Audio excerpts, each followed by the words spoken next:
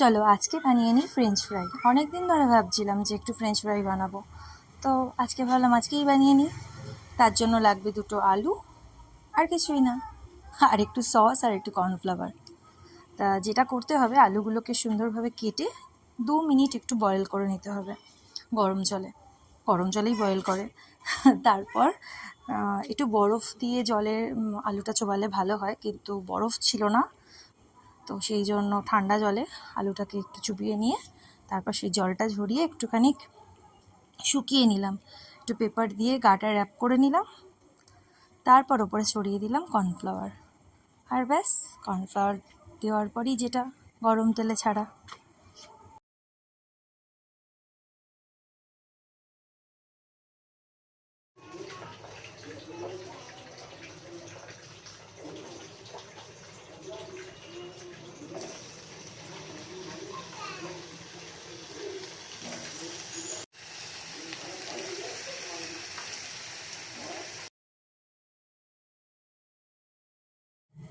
তারপর ব্যাস রেডি হয়ে গেল গরম গরম ফ্রেঞ্চ ফ্রাই। এবারে মিহু খাবে।